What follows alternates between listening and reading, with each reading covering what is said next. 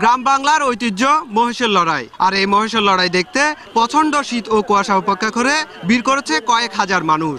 সবাই মেতেছে এই মহিষের লড়াইয়ে, শিশু থেকে বৃদ্ধ, নারী থেকে পুরুষ, সবাই যেন এই মহিষের লড়াই উপভোগ করছেন। তারা বলছেন গ্রাম বাংলার ঐতিহ্য যেন সারা জীবন টিকে থাকুক, আনন্দ দিতে থাকুক তাদের মনে। আমরা সাধারণত মুরগির লড়াই দেখি, ষাঁড়ের লড়াই দেখি।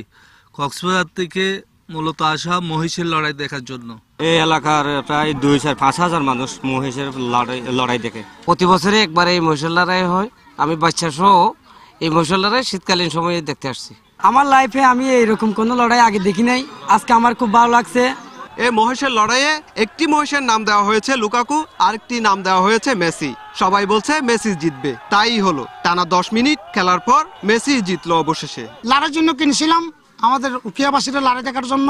আজকে লড়াই দিছি, লড়াই দিয়ে আমার মসজিদের কারণ আমি 1000 গুণ ধন্য হয়েছি। আমি খুশি হইলাম, আমি প্রাণ খুশি হয়েছি। আমি গ্রাম বাংলার ঐতিহ্যকে ধরে রাখার জন্য এই ধরনের আয়োজন বলে জানালেন আয়োজকরা। শত বছর ধরে আমরা ঐতিহ্যগতভাবেই এই লড়াইটি চলে আসছে। আমাদের বাপ দাদারা এটি আসলে গ্রাম্য ঐতিহ্য এবং গ্রামের মধ্যে যে একটা সৌহার্দ্য সম্প্রীতি, এটা ধরে রাখার জন্য সবাই একসাথে হবে, এক জায়গায় হবে, লড়াই দেখবে।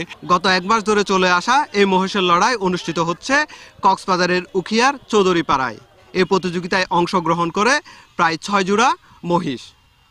সুজাউদ্দিন রুবেল, সময় সংবাদ, কক্সবাজার।